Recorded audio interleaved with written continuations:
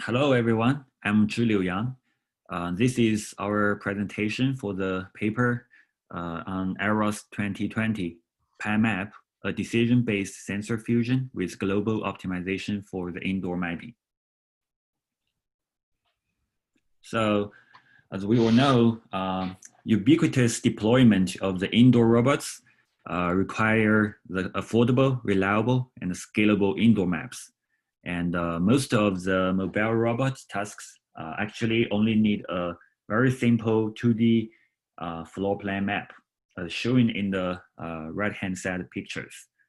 So to build this kind of map, one way is to use LiDAR sensors, which can have very high precise result. But the problem is it cannot handle the glass area. So the sonar sensor can handle the glass area, but the sonar have a lot of shortcomings like the crosstalk, corner effects, and the large noise. So if we can fuse the two types of the sensors, that is a promising method. So previous work have tried to detect the glass area by using the very high-end LiDAR by using the laser signal processing. And also other teams work on fuse the result of the LiDAR and the sonar in the local area, but they cannot handle the very large scale environments. So in our work, we provide a post-accumulation decision-based map fusion strategy, and we can fuse the LiDAR and the sonar to handle the multi-scale, both the small scale and the large scale real-world environments with different kinds of reflective material. And we will release the first data set, contain the LiDAR and the sonar data, and the data set is available at the following link. So this is a system overview for our framework, decision-based sensor fusion with a global optimization. So basically, this is composed by the 3 stages. In the first stage, we will do the scan matching. And in the second stage, we will have a loop closure in the global optimization. And for the third stage, we will fuse the result from the LiDAR and the sonar into the final map. So for the pose estimation, the pose can be denoted as the X, Y, and theta in the 2D dimension. And for the LiDAR observations, we just denote them as the following equations. And for the task of the LiDAR sensing, actually we hope to get the position of the robot and the LiDAR map by giving the initial pose, outside control signals, and the LiDAR observations. So for the stage 1, we're gonna do the scan matching in the local area, which we will align the different raw lambda input by using the scan matching. We can mapping them into the submaps and to minimize the errors between the occupied positions in the map. And another thing we want to mention here is a motion filter. And this filter can select those important pose, which we call keynotes, by examining the time step, translation distance, and the rotation angles. In the second stage, our target is to eliminate the errors accumulated in the previous stage. We will regulate the problem here into the following sparse pose adjustment problem. We will have the constraints of the relative pose, and we can use the relative pose to calculate the covariance matrices here. And our target is to minimize these error functions listed in this equation. And this can be solved by the traditional method like the LOM algorithm. So in our framework, we will have different kinds of global poses. As shown here, the blue line in the trajectory means the local trajectory. And the green lines is the partial global pose trajectory, which means we only use the information collected so far when the robot is moving. So we can say there is some skipping connection here, disconnection, which means the robot is updating the partial global pose. And the magenta dotted line here is the trajectory using the final global pose, which is the best pose strategies. So for the grid registering and updating, we have the sonar mapping, which we will use the pose from the LiDAR set and register the different sonar raw scan into the right position. And several mapping algorithms for the sonar is provided here. So the interaction between the LiDAR and the sonar is a tricky point here, because for the LiDAR thread, we will have the LiDAR input, and we will build the constraints between the LiDAR input to the submap. But the problem, as we mentioned before, is the not every LiDAR pose will be sent to the sonar set because of the filter.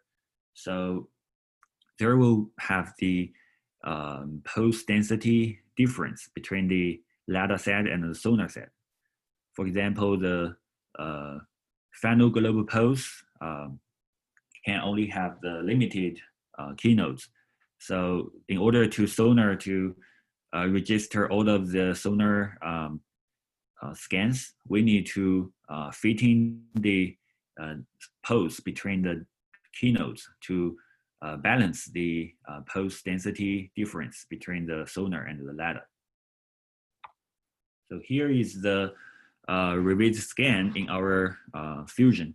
So we need to reload the LiDAR map and the sonar map to generate our final map by detect the glass area and the mitigate unknown area. So this is the visualization for our revisit scan Fusion. We will have the trajectory, which is the showing in the dotted line here. And we will have the recasting origin, which is shown as the VSK. And in different starting point, we will casting the rays into the LiDAR image and the sonar image. Then the ending position will be denoted as the VEL and the VES. Then we will calculate the distance between the origin and the detected obstacles. Then this distance difference will be calculated. So if the distance is bigger than our threshold, we will use the sonar result to compensate the LiDAR result. And if the distance is smaller than the threshold, the LiDAR result will be used, which is more precise.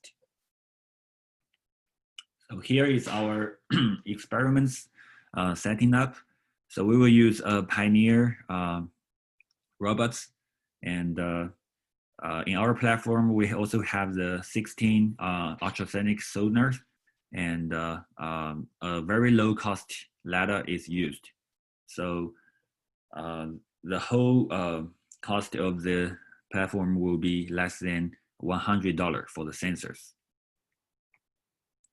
And in order to measure the quality of the map, we will have the different metrics to measure the map, like the mean square error or some correlation metrics between the original map and our Fusion map.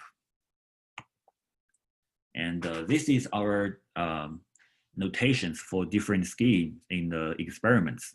So L here means the pure ladder, and all of the LOC, PG, FG, FG, FIT means the overlapping final map between the ladder and the sonar by using the different pose strategies.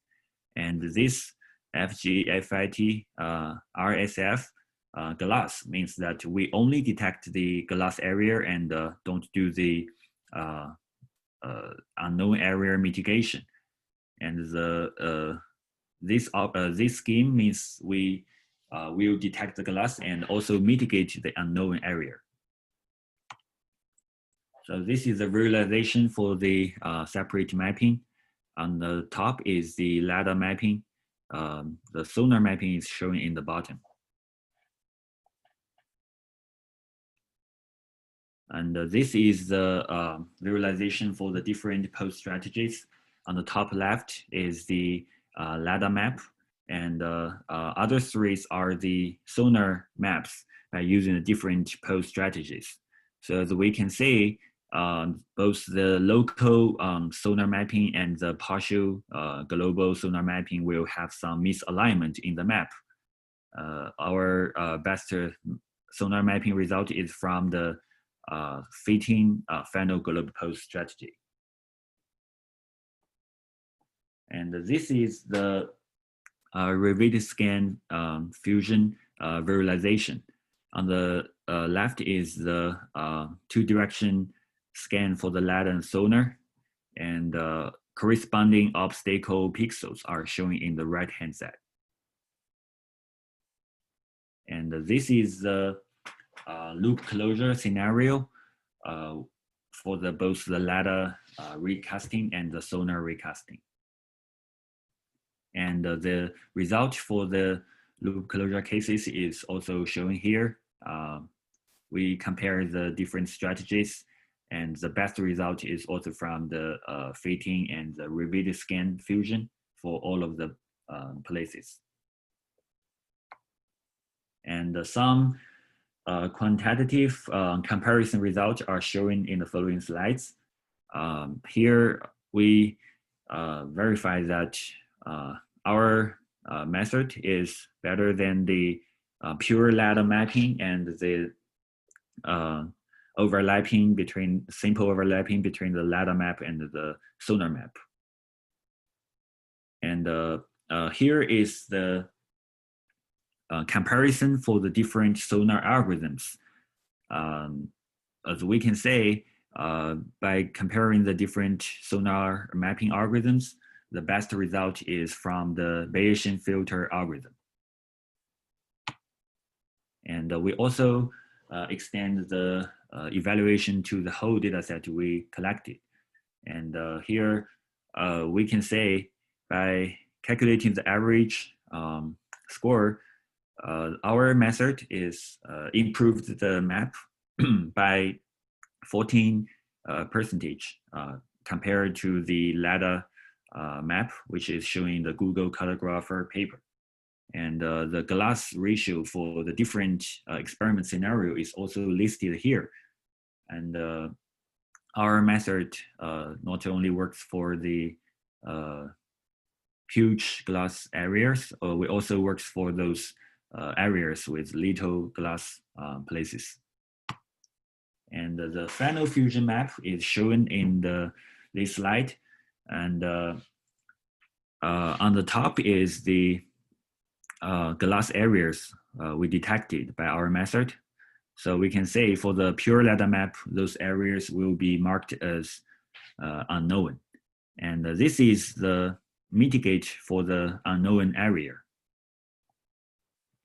So our conclusion is that our mapping method can detect the glass area and also eliminate the part of the unknown space.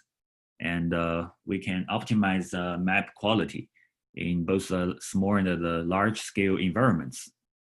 And this framework can provide the ground layer for the future mapping frameworks. This is our presentation. Feel free to ask any questions.